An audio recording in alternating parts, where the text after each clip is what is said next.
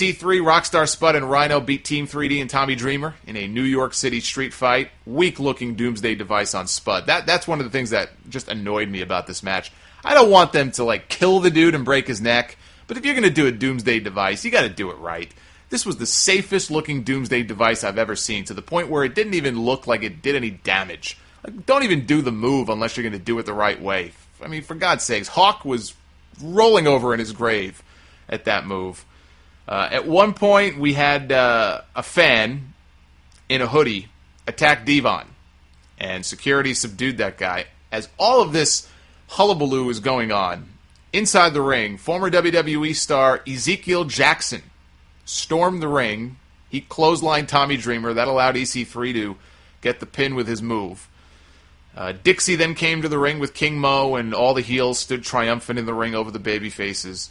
The hooded guy turned out to be Gene Snitsky, by the way. So yes, Snitsky and Big Zeke as Dixie's henchmen. I hear TNA is in negotiations to bring in WWE's ex-head janitor, too, to the company. Somebody got very upset on Twitter when I made that same crack about the janitor. He said, those guys have a right to work wherever they want to work once they're out of WWE. He got very defensive. Absolutely. It's not Snitsky's fault.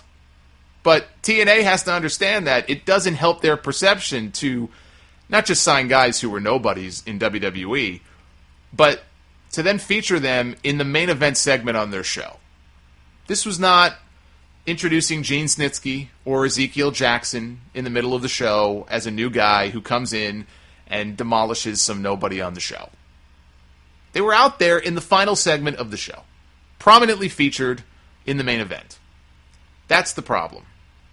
Now, it's not a big deal because they're not signed to a contract. They'll be gone in a couple of weeks.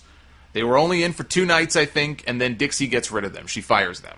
So this was a very, very short-term thing. So short, in fact, that they came to New York City to appear on Impact, and they never made it out of New York City, as it turned out. But TNA has every right to be made fun of when they do stuff like this. You know, for every EC3 who's a young guy WWE did nothing with, didn't know what to do with, and TNA made something out of him, there's 5 Gene Snitskys, and that's the problem. So next week is Destination X. I mentioned the tag title match, the world title match.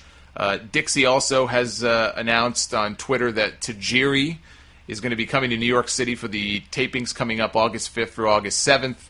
I'll be there on the 5th. I hope Tajiri is there. I always enjoyed Tajiri.